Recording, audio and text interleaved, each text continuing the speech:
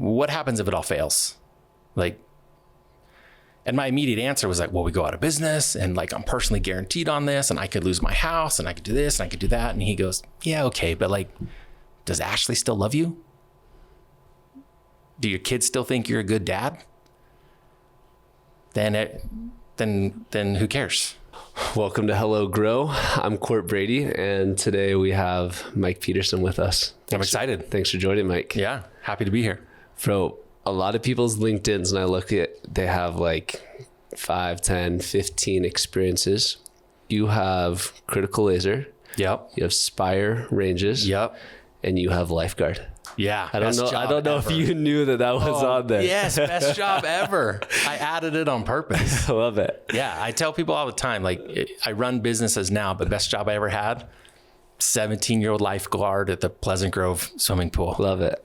How was ever. So you win the award for the longest and best looking beard and probably best looking person that we've had on the podcast. Well, thank you. You're welcome. And I'm sure you've never lost the longest beard competition. It's not often I lose the longest beard competition. I've seen a few beards in my day, but usually I win the long one. When did you start? When you were a lifeguard, did you have the beard? No, I didn't have a long, I've probably had a long beard now for 15, 16 years. So I've got one daughter, Vivian. She's 15 now, and it's her favorite thing. She dictates how long it is, and so. So you've trimmed it. There's been some trimming. Oh yeah. I go to the barber. I mean, it's short over here, and so every time I go get a haircut, my barber trims up my beard. But it is never allowed to touch the length of the beard. Vivian handles the length. Yeah, that makes sense. She trims the bottom. So if you're on Spotify or Apple, hop on YouTube so you can actually get a view. We'll get a thumbnail of you so they can see you on perfect. Spotify. Everybody needs a thumbnail of me. Today we're going to talk about I've known you for 4 years. You were my first face-to-face interaction before joining the Entrepreneurs Organization. Okay. Which has been paramount for me over the last 4 years. Really? Helping me. Like, I joined, my business was barely at $1 million, and now it'll do more than that in profit. And that's wild. So like, EO was substantial in helping us get to that point. So thanks for taking the time to have that lunch. That's awesome. You shared some stories that were really inspiring with me in that lunch, and I hope we can hear a couple of those stories on the podcast. We're going to go through your history, how you got into Critical, how you got into Spire, how you managed to be the president, owner, and CEO. You have those 3 titles combined between 2 different companies, how you are the head of 2 different companies, how you do that. And then we're going to dive deep into a principle around finances.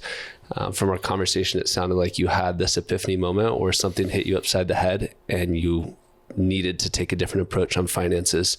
So common mistakes that entrepreneurs make, what they should look out for, and the key indicators financially that they should be looking at to run their business. Yeah, for sure. As we get in EO, we talk about something called the 5%, which is the 5% best. If you think about it on this wave where you have the peaks and the troughs, the very top of those peaks and the very bottom of those troughs make up the 5% best and worst parts of our lives. I just want to start off with a trough 5% moment from you. Something at the bottom? Something at the bottom over these last 22 years. I would say the bottom would have been right as I was, it's probably right as I was buying into Critical Laser. So Critical Laser is 32 years old this year. We started in May of 92. I was 11 when Critical Laser started. My dad started working there as a laser operator machinist. And so I grew up working there. And what does Critical Laser do? So Critical Laser is a laser cutting metal fabrication facility. So we laser cut and fabricate typically mass quantity parts for larger manufacturers. So a good example would be here in the state of Utah, we've done work over our 32 years with Black Diamond products, Lifetime, Icon Fitness, Mighty Light. So big guys who need a component to the product that they're manufacturing, but don't want to spend $1 million or justify spending $1 million on a laser to cut that specific part. Got it. So if you fast forward from 1992 to 2006, I just graduated from, it was UVSC at the time. So not even quite UVU yet. Still the Wolverines, though, right? Still Wolverines. Yep. Yeah. I started as a business management major and was failing. So like failing my accounting classes, was not doing well in business management. I switched to criminal justice, emphasizing in law enforcement. So the plan was to go to law school or work law enforcement, federal law enforcement. And then I just didn't pan out that way. So it's 06, 07. We're starting into that really trough year in the economy, right? Coming into 08, 09. And Critical's like almost out of business.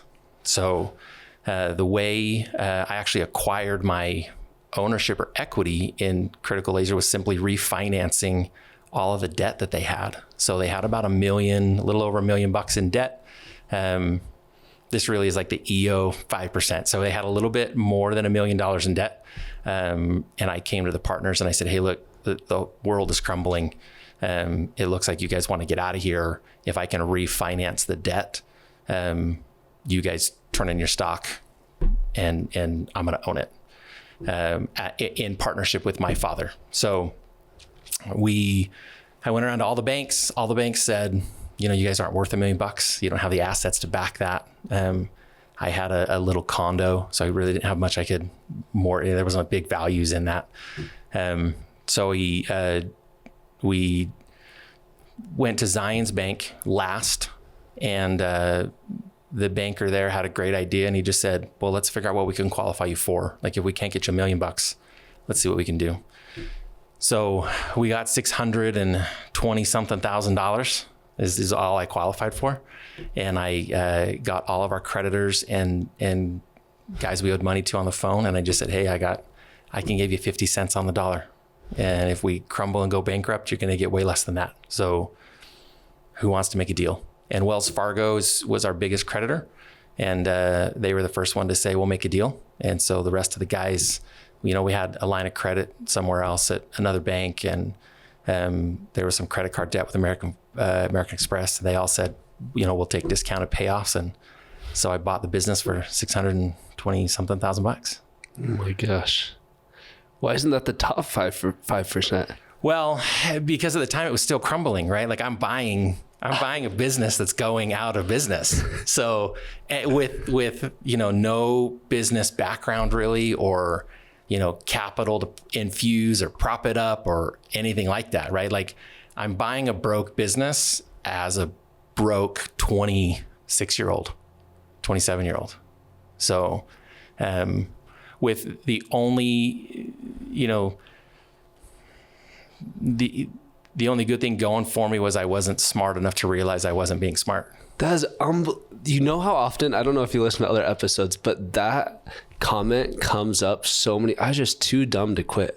Like I didn't see all the red flags and I just pushed through, and like the road was closed, take the detour, and I didn't understand the sign, and I made my own road and just willed this thing into existence. Is such a common thing of almost all the entrepreneurs that we talk to. There's like a few that were highly intellectual and went into this with the knowledge and the game plan, but 85% of the people had that exact same experience as you. Yeah. I mean, for me, I failed business school, like failed it.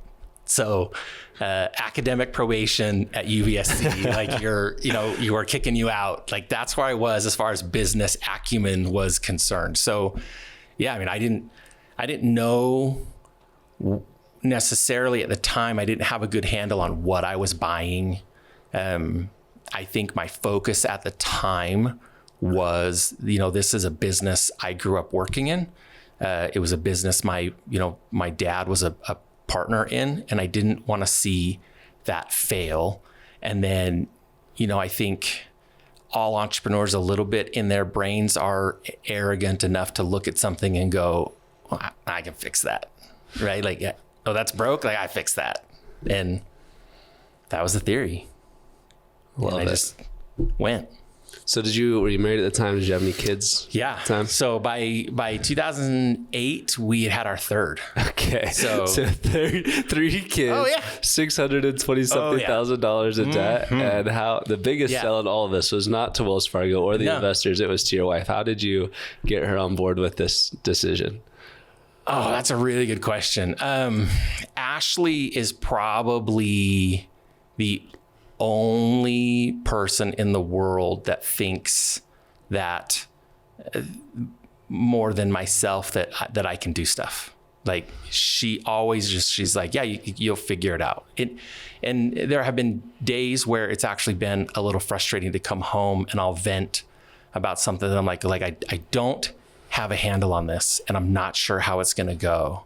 And she just gives me a big hug and she goes, you'll figure it out. It'll be fine. And I'm like, I don't think you understand. Like the sky is falling.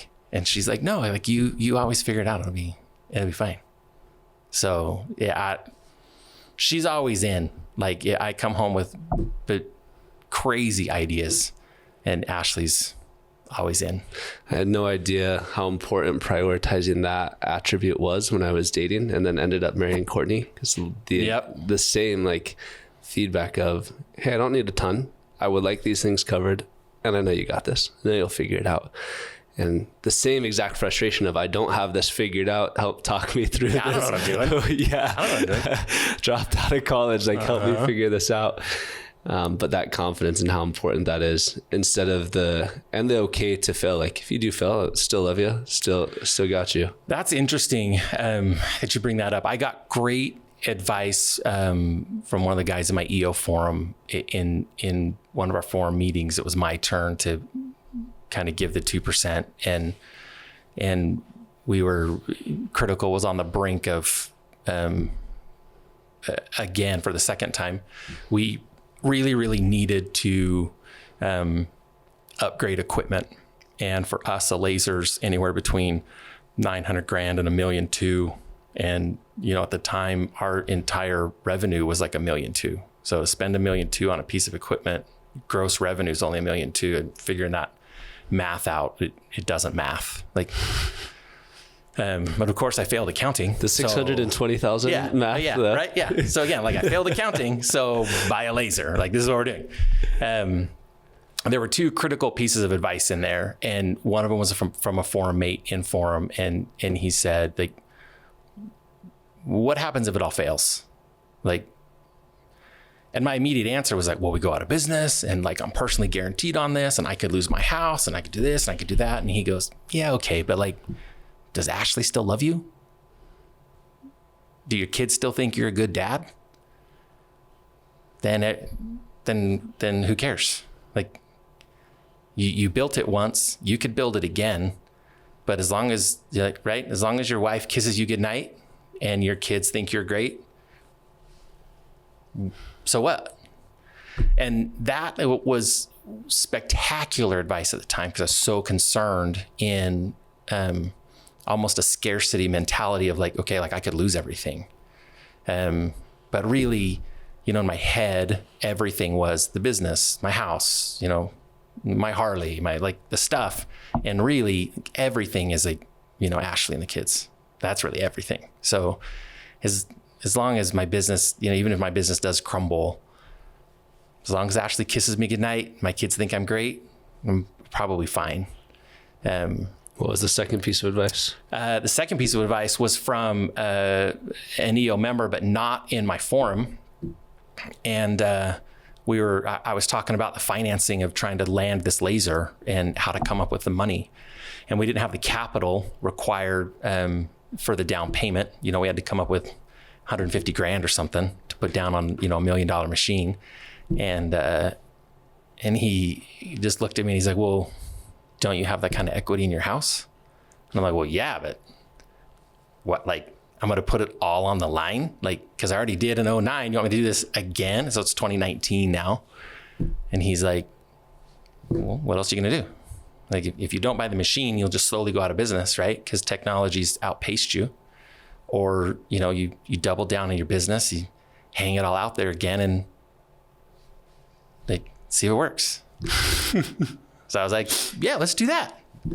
So that one, Ashley did ask a few questions. I mean, I got home from that. We were on an EO retreat and she was like, wait, you want a what? And I'm like, yeah. So what we're going to do is we're going to do a home equity loan. We're going to take all the equity out of the house and we're going to buy a laser with it. And she was like, okay, slow down. You're going to do what?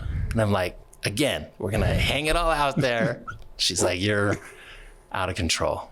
She's like, but like, you're sure? And I'm like, I don't have another option. And she said, do it. And off we went. And what was the result? Business 2.5, 3x from upgrading equipment. Yeah. 3x on upgrading equipment. Have you upgraded equipment since? So 3x on, so interestingly enough, so 3x on the gross revenue, but about 10x on the net revenue. Interesting. So yeah, it changed substantially. Your lifestyle changed. Everything can change at that point. Yeah, a little bit. Yeah. Yeah. I mean, lifestyle changed a little bit, allowed me to take a little bit more money home, which helped because, you know, we had 3 kids in 08, 09. By 08, we had 3 kids. We had 2 more kids. So, you know, in 2019, we had 5 kids, you know, a bigger house, not just the condo anymore. Like we had things going on. So yeah, it changed quite a bit. And more than that though, stabilized the business, allowed us to create, a little bit more savings. You know, one of the things we learned which I think we'll probably circle back to later, and just in the financial stability of our business, is how much cash we needed to just have on hand for, holy crap, something broke or something needs to be fixed, or, you know, you want to make a move, buy a piece of equipment. We weren't necessarily really good at that in the early years. There just wasn't enough net cash flow to handle that. So that changed quite a bit. Yeah. So let's recap a little bit of this. You have this business that you purchased for $620 and something $1,000. Yep. You got it booming, and then kind of plateaued to get to the next level. You had to take a mortgage out on your house. Yep. That HELOC or home equity line, and double down on the business. You did that. Your business is booming. And then you got bored. You wanted another risk. How did you get into Spire? What was the trigger? I got a phone call. So, a phone call from who? Yeah, I got a phone call from somebody that we had done a bunch of work with over the years at Critical Laser. That was now running a capital, more of a family office. So they had some private equity type things happening and some venture capital things happening out of this single private family office. And they said, hey, we've got a company here it's not working. And, you know, from our years of experience, they kind of had seen what we did at Critical and said, we think you'd be really good at this. And I said, well, you know, I'm not going to leave a company I own for a company I don't. So I don't think that, you know, you're going to want to give up enough equity to make it worth my time or, you know, my interest. But you probably hit it on there a little bit Critical was running. Like, you know, I could be gone for a week or two and I wouldn't have to answer the phone. Could we double click on that for a little bit? That's the goal of almost every entrepreneur. They start a company and they're the first employee, and then they're the first manager, and then they're the first leader. Yeah. And then they turn into this owner where the business no longer actually needs them to function. Right. Emotionally, go through that with me. What is that like? You know, interestingly enough, you'd think there was a big feeling of success, like this was the goal and now we're here. Because in the grind, there's so many times I think, you know, I've heard other entrepreneurs say it like, man, the goal is to not have to be here every day. So I was there. Like Critical ran pretty good. I had a good team around me. The day-to-day function was good. It wasn't totally hands off. Like I still needed to, handle some financial things and be around for some really high level strategy stuff. But day to day, I mean, I distinctly remember just before I left on this trip is when this family office called and said, hey, we'd like to talk to you about this. And I said, I'll call you when I get back. I'm taking my family to Hawaii for a week and, I'll call you when I get home. And I don't recall even getting a phone call from Critical Laser in a week. Like it, and if you know what I mean, and from starting a business, that's odd, right? In the grind days, you're constantly on your phone or getting text messages. I was going to tell EO somebody needs you because I can't sit without my phone for 4 hours once a month. Yes. I can't join this organization. Not possible. Yeah. Right. So I'm in Hawaii with my 5 kids for a week. Nobody called me. And there wasn't even an email that was like, this is super urgent. Like, meh. I was doing my thing, right? So then, you'd think there was a big sense of success there. And not that there wasn't, hey, we're there, but boredom. Yeah.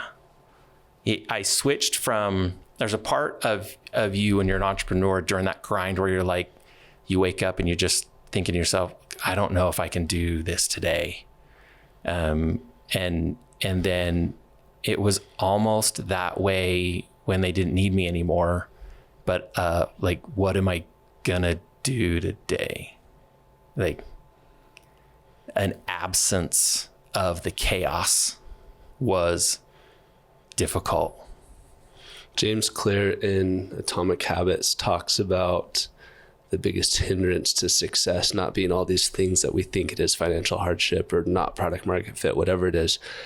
But at scale, it's boredom, that we crave novelty to such a degree that even when things are going well, we'll figure out how to toss some chaos into it because we have to have some newness and novelty into our lives. Yeah, I would agree with that. Okay, so you come back from Hawaii. So I come back from the trip. There's no calls, there's no emails. I get back. I go down to meet with these guys, and they walk me around the business, and they're like, we just don't know what to do with it.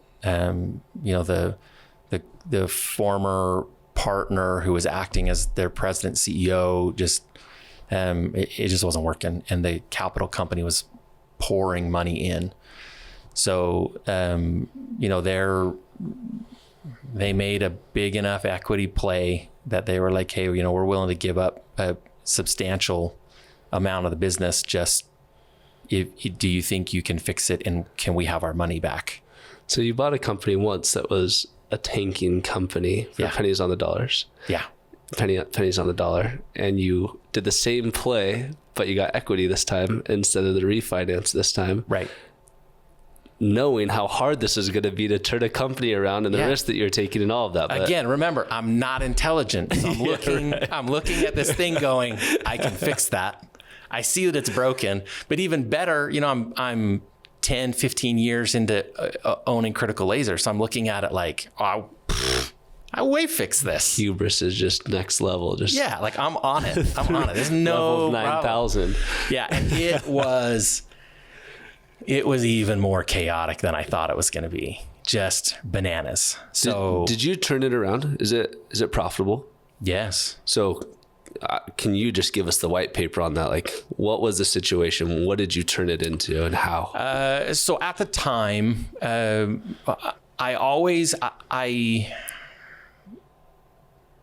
there's entrepreneurs who look at businesses almost like they look at like fixing things around their house. Like they think they can do it.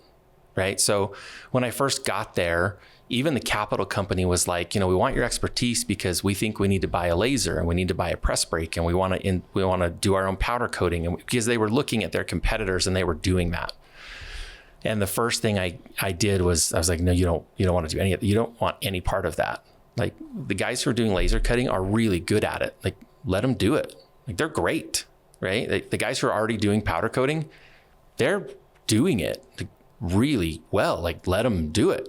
So, we really just let professionals be professionals outside of, so our team at Spire, when I got there, had 18 people. We function significantly more profitable. Then they were losing money. We're actually making money. Again, kind of the same flip. Except we didn't need our gross to grow quite as much, but my team went from 18 to 8. What did revenue drop? Revenue stayed fairly level. Oh my gosh. So, is that the first 100 days that call was made? Yeah. First 3 months, 3 or 4 months. Really? Mm-hmm. What are those conversations like? So kind of like you and I were talking a little bit earlier, sometimes I think culture sometimes you have to make a hard decision and look at somebody and be like, hey, you got to go. And we had a couple of those, but more so we just, as a team, rallied around each other and set a new vision. And the people that didn't want to do that self-selected and they left. Interesting. So, I think people in organizations know when they don't fit, and when they don't fit, they're uncomfortable. And if they're uncomfortable, they don't want to stay. So as we were making decisions of exactly how the business was going to operate, who was going to be in charge of what, how we were going to hold those people accountable in those roles, they self-selected and they were like, I don't want that kind of accountability and I don't want to do that. And so they would leave. And I think in the first 6 months, we let maybe 3 of those 10 people go and the other 8 left on their own, 7 or 8 left by themselves. Why is that decisiveness so difficult to say strategically from a business looking outward? We're only going to serve this type of customer. We're only going to offer this product offering to this specific person instead of being all things for all people. And then to do the same thing internally, we're only going to attract these type of people that have this mission and have this personality type, maybe not personality type, but culture fit. Sure. Why is that so difficult for entrepreneurs to do? Oh, that's a good question. If I think back to my younger years, I knew I was young and inexperienced. So I was looking for people who, maybe had a deeper resume, regardless of whether or not they did a good job. Like I didn't really even check references. I'd be like, oh, this guy's got 20 years of experience. He must be amazing. But that's not necessarily the case, right? So, but yeah, identifying who, I think the way I've tried to hire over the years at both companies is more of a culture fit than a past experience fit. You know what I mean? If we feel like we can get somebody on our team that is willing to learn the role, learn the responsibilities, be accountable for those roles and responsibilities, that person can pick up on the technical part pretty quick. There's some, even in the more technical roles, like at Critical Laser, like operating equipment, we can teach people to operate equipment. But you can't teach somebody, I don't say can't, it's more difficult to teach somebody some of the nuances of, like one of the little tests that I try to watch for when we do a hiring at Critical is, and this might sound schemish, but we walk them through the shop and we show them around, and I'm looking to see if they notice certain things. So one guy specifically, I hired him like on the spot as we were walking through the middle. And mind you, it's a metal shop. It's dirty. There's things going on. And we walked past it, and he reached down as we were walking along talking to pick up a piece of trash and put it in. And it was instinctive to him. He was like, oh, that needs to be picked up. And he picked it up and he threw it away. And we walked right back to the front of the office and I hired that dude. I was like, yep, that guy. Because for him, I could tell he was the type of guy that obviously paid attention, right? He had attention to detail. He's probably clean. He showed up well-dressed to the interview. He noticed that was on the ground and just needed to be done. So he did it instinctively. And so I think, even if he had never operated a laser before, I'll teach him how to do that. Those are just buttons. We'll teach you to push buttons. So it's the lack of an entrepreneur's either taking the action or thinking through, but being decisive on here's who we want to attract and here's who we want to repel. Yep. And then having those trade-offs already set before the interview, instead of interviewing someone and saying, well, they have these things, but they don't have these things. Let's bring them on. Yeah. Yeah, kind of. Like I said, again, at Critical and Spire, we have some drafters and some engineers, and those guys do have to have a technical proficiency. So for our engineers and our drafting team at Critical, we give them a little part and give them time during the interview process on their second or third interview to actually draft that part into the computer, because we want to know if they can do what they say they can do, right? Can they operate the AutoCAD or the SolidWorks or whatever we're testing them on? So in some areas, we're doing a technical test for somebody that has to be proficient at something. But if they, interestingly enough, it might sound a little old school, but we really do pay attention. Like, were you on time for your interview? How did you dress when you showed up?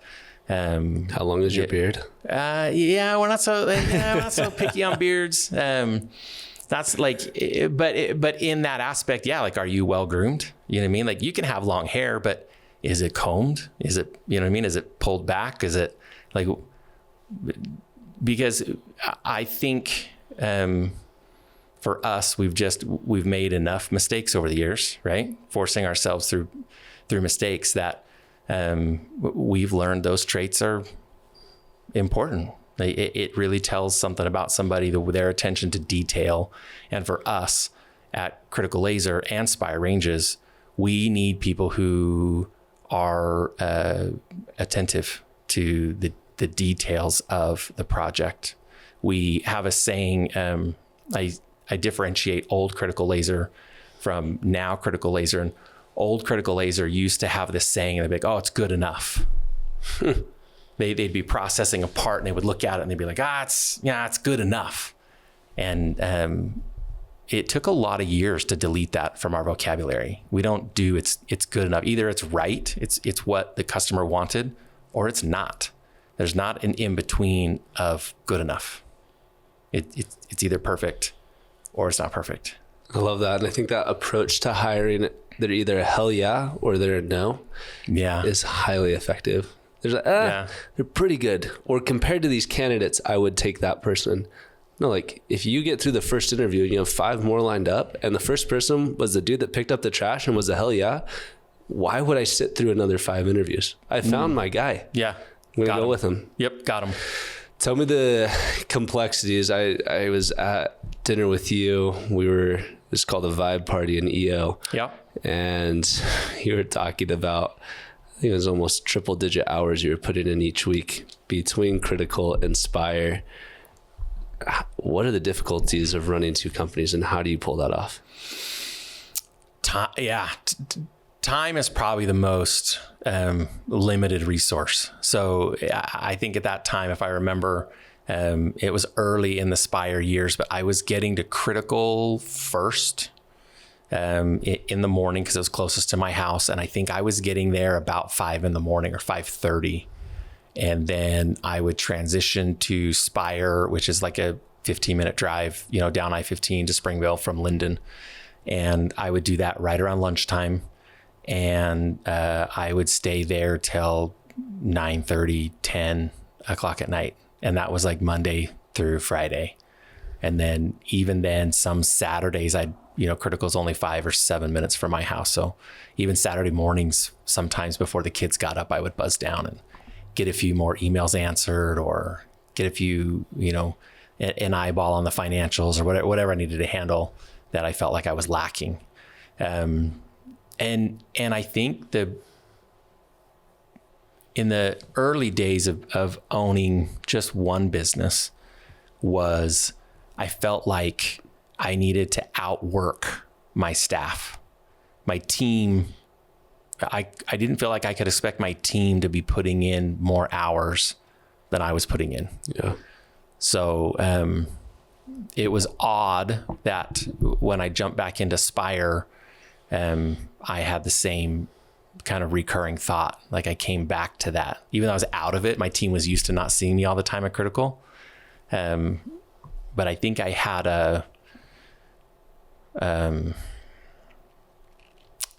concern or a worry that both places would see me as part-time and not full-time. And so I wanted to... So you put in 40 each. Everybody got 40 hours or 45. It was pretty heavy for a while. And the toll it takes, I think entrepreneurs don't understand or aren't, at least the ones I've dealt with, are not always mindful of the toll that takes on our physical bodies, our cells, both lack of sleep, energy. You can't work like that and eat very well. So you're always eating on the run. It's going to be fast food. It's going to be, you're drinking Red Bulls or Monsters or Cokes to keep you going, and you're pumping yourself full of, caffeine just to keep those hours going.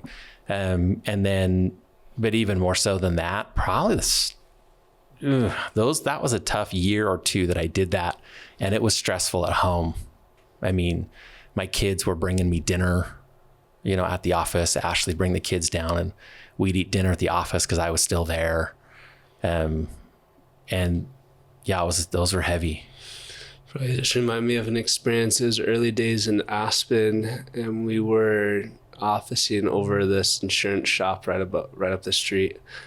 And we didn't have an accountant. We were doing a manual export of QuickBooks, and we had tons of contractors that we had to pay at the end of the month that did these inspections.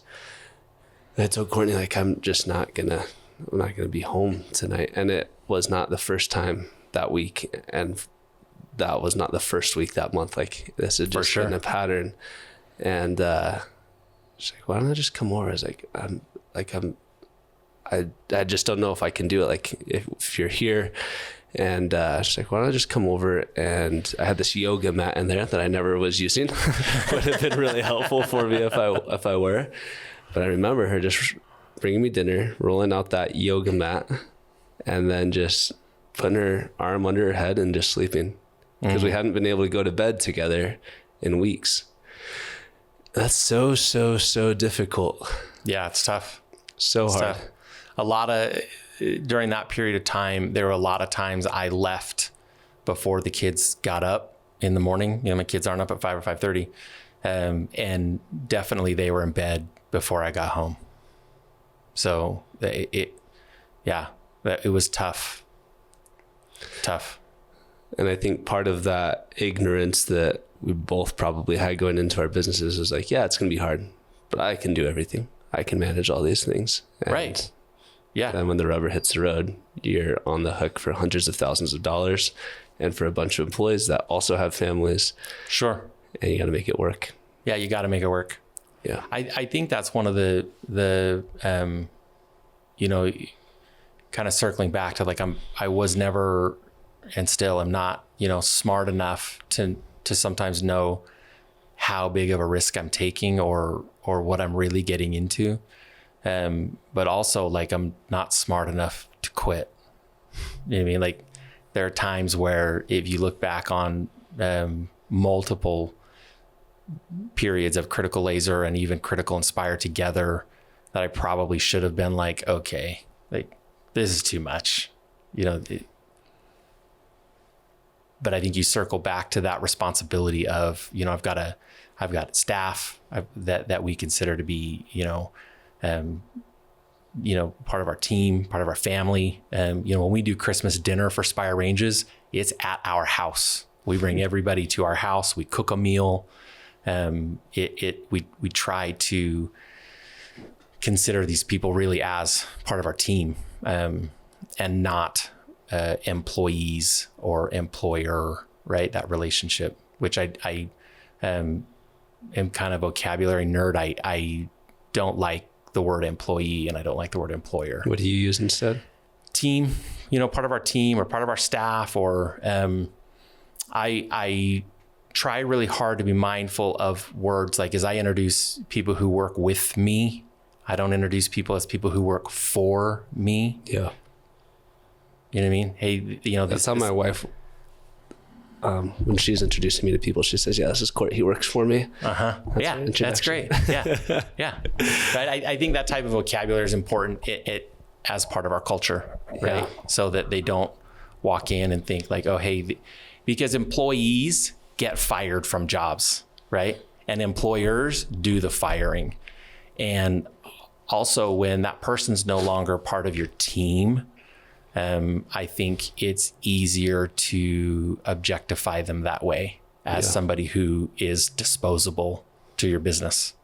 And so, yeah, we tried really hard to just be mindful of that vocabulary, how we talk about people.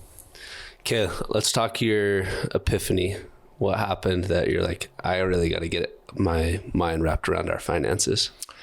It was probably around that same time of that EO advice of, like, well, what are you going to do if you don't, mortgage it all and get in there?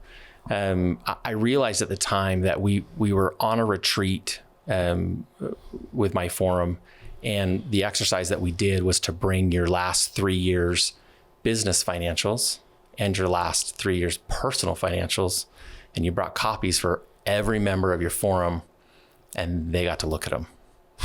You told me about this experience. And I hated that exercise. Like, I was terrified of that. It was I just had this looming feeling this was going to be so horrific to let people look at how I was managing my money and what I was doing with it.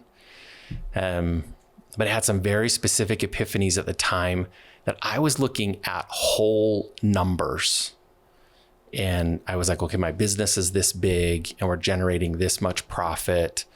And what I realized after sitting with these other business owners, even on their personal financial side, is they were looking at percentages. Like, I distinctly remember one of the guys saying, okay, well, this is my gross revenue and this is what labor percentage is of that revenue.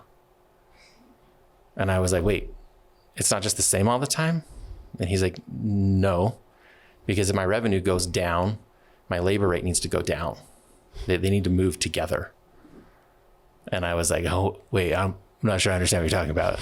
Right. So I learned on QuickBooks how to customize my report to show me my percentages. And then I went back 10 years and recreated all of my financials with the percentages on them so that I could see the trend of at Critical Laser. Interestingly enough, I know my labor rate needs to be between 25 and 28% all the time. Like, if it's not that, then I either don't have enough people. If it's way more than that, I don't have enough people because my team's working too hard. So I need to get them some help. And if it's too low, it means I've got people walking around, doing nothing, cleaning bathrooms and, having slow days. So we've categorized, okay, well, if it's time to buy a new laser, we can't do that until it fits into this certain debt percentage. How many lasers do you have now? Sheet. We run 2 now. So the biggest difference at our peak, we had 4 machines. The biggest difference are these new machines are just so fast. Monsters. Yeah. So some of the older equipment, for example, we have a customer that we cut, this certain program for all the time. And it would be 8 sheets of material, and each one of those sheets would take an hour. So, you had an 8-hour day. The first time we cut that on one of our newer machines, it cut in 15 minutes instead of an hour. Holy cow. So all of a sudden we didn't need so much. So it's like equipment. You have 8 lasers right now for the lasers you used compared to the old ones. Yeah. Holy yeah. The amount of steel we can go through is staggering. Okay. So tell me the other big ahas. Think of things as percentages of revenue. What else? Yeah. So percentages of revenue was a big aha. And then understanding that your net margin could change more than your gross margin. As I was explaining earlier, right? Critical had a 3x on the gross, but like a 10 to 12x on the net. Yeah. And understanding that for Critical specifically, it's not indicative of all businesses, but we had hard costs that don't change no matter what, right? Our laser payments don't change no matter what. Our rent doesn't change no matter what. We didn't have these costs of goods sold. We had, fixed costs that if I did $500,000 in a month, or if I did $100,000 in a month, those numbers didn't change. So understanding it, being able to look at our profit and loss sheet and understand exactly what I was looking at as far as, like I said, labor rates, how much material we're buying, which changed significantly. All of a sudden with these newer machines, we're buying 3-4x the amount of material. Wow. So learning to budget for that number, you go back 10 years and, we're buying $200,000 or $300,000 worth of, raw steel in a year. And now, we're buying over $1 million of steel in a year. Just the realization that, man, I can raise prices 3%. Doesn't seem like a lot, but to get your sales team to raise it 3% is not significant, but that can have a 100% increase on your profitability. Yeah. If profit is at 3%. Right.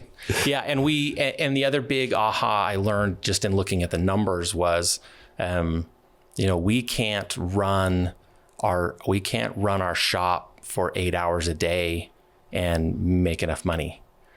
We have to run multiple shifts to keep the lasers on for longer, to keep our prices competitive. Yeah. So when Critical started, we are a service oriented business, right? We're servicing other businesses, but it's definitely a service.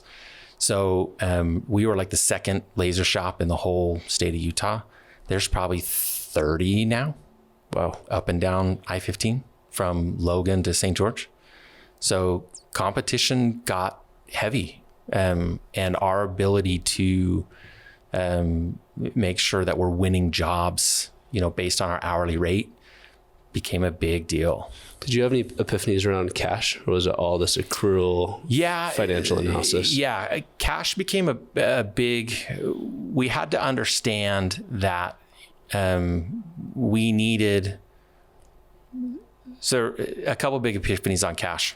One, an operating line of credit, it's only debt if you're in it.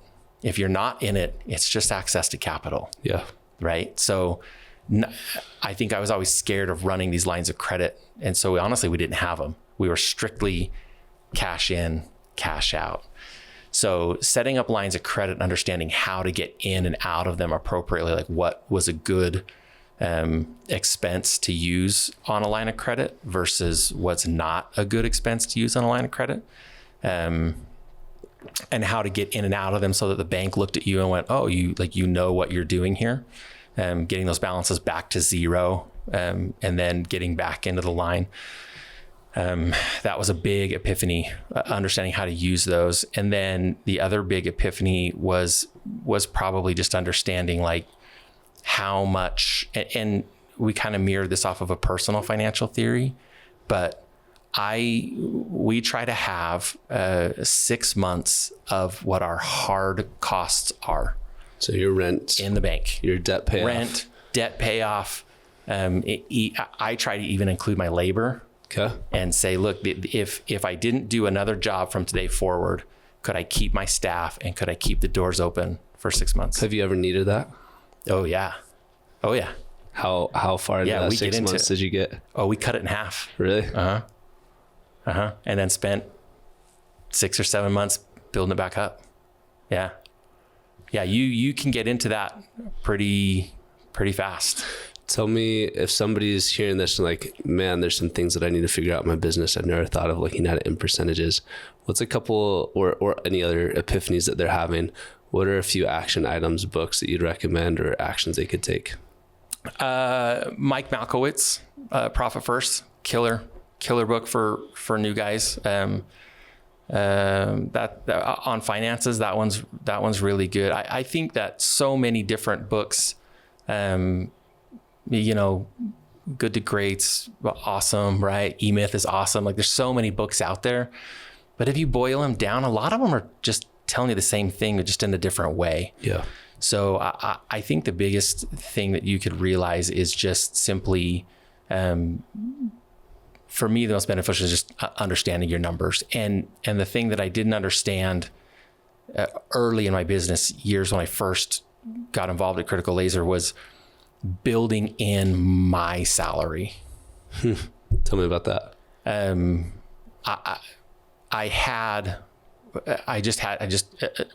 It sounds so foolish, but I honestly did not have my salary built into my budget numbers. You just got the froth of whatever. If we went over, if it overflowed, it came to you. Whatever was extra, I got it. And like, I was functioning on this shoestring, if you will, of income. So if you back all the way up, it's like I'm buying the business for $600 something thousand, and I think I'm paying myself $35,000 a year. Like, no financial advisor would tell you to take that deal.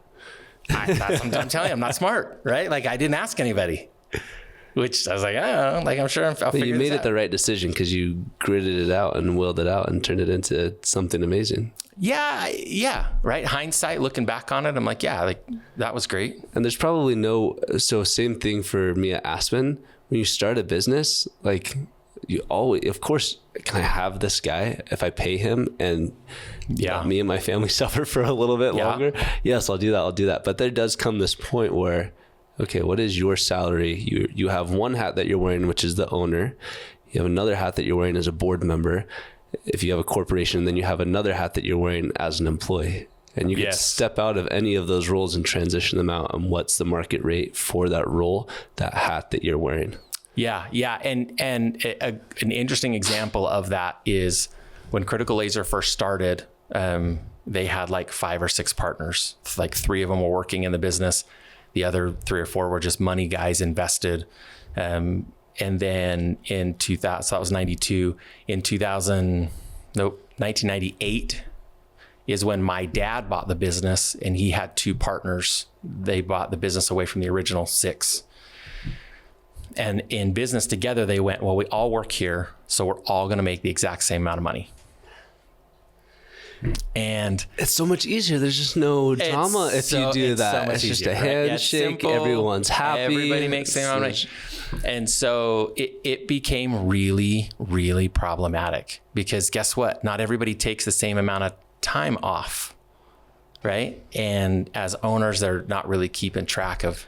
You're talking about why communism doesn't work, or you're talking about why this didn't work? 100% the same. They had this little socialist agreement, and it got to the point, 2% that, the business was struggling at the end, which is how I got in there, right? But my dad was taking out second mortgages on his house to make sure that the other 2 partners could take payroll home. My gosh. I mean, that's how discombobulated it was. So interestingly, I think this situation has been unique. When I bought into the business and Dad and I were now partners, we did a little salary study, and I said, okay, I'm the president now. And that's what we agree. And he said, yep, we agree. You're going to do all the president stuff. That's going to be your role, and business development. Great. That was my job. We did a salary study. His job was to manage the shop and oversee manufacturing operations. He made less money than I did. W-2 salary, he made less money than I made. We did a salary study, and we broke it up that way. And that was the point where I realized, okay, hold on. There's a difference between owning a business or the way you compensate yourself. There's a difference between, hey, I work in the business, and this is what somebody who does this role should make, and I pay myself that.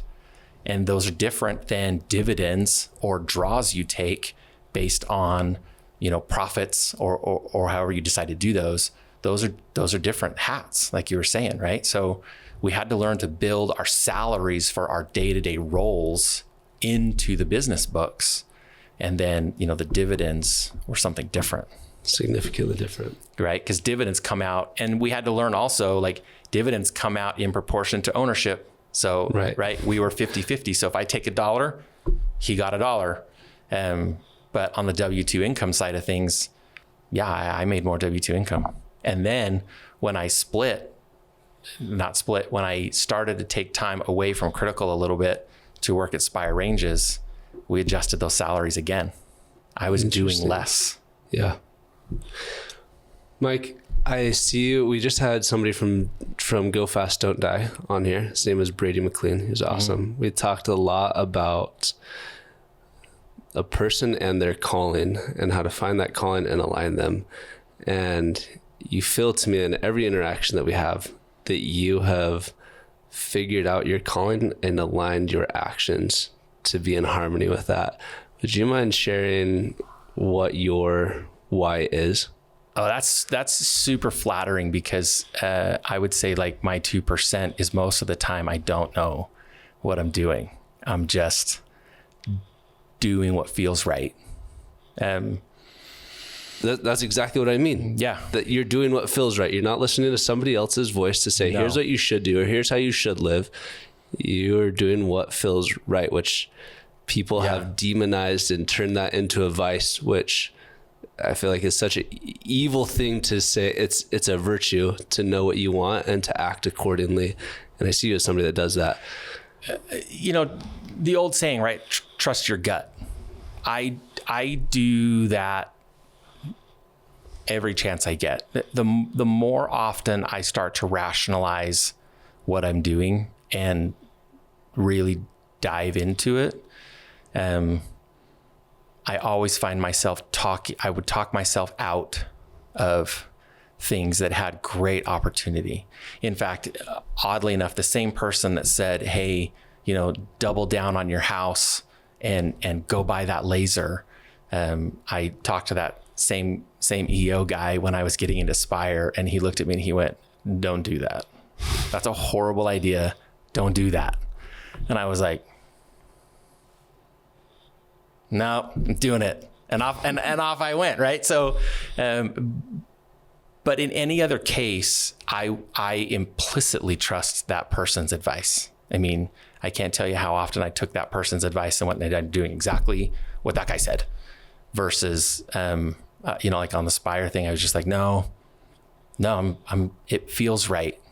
And sometimes you don't know why it feels right. It just does. Yeah. And then I just sprint into that. Cool. So last question for you, bro. Go. If you were able to talk to 26, 27-year-old Mike sitting across from you, just purchased this company for maybe right before the purchase was made or right after, you pick which one you're talking to, what would you say to him? I would say perspective's pretty key. And I was listening to a podcast probably a few years ago with Evan Hafer from Black Rifle Coffee. And somebody was interviewing him and they asked, what do you think, why have you guys been able to be so successful in business?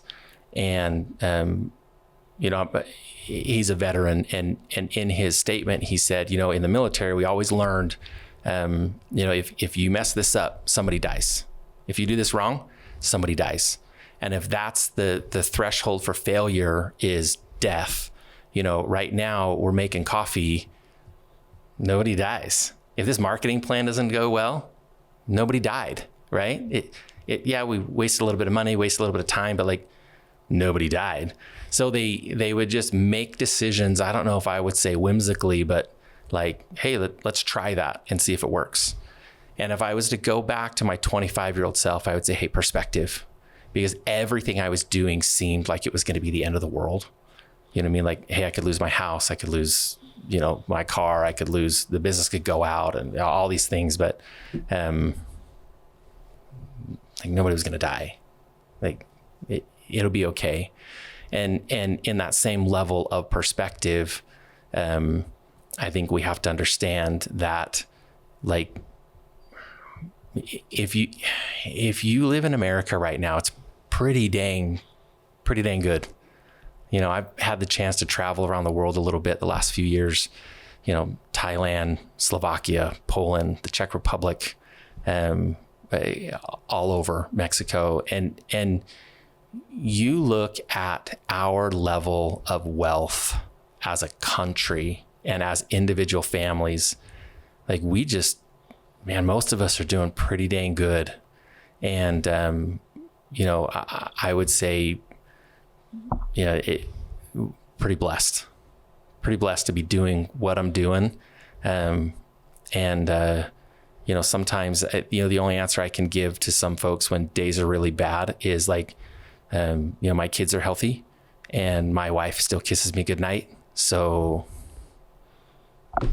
it's fine.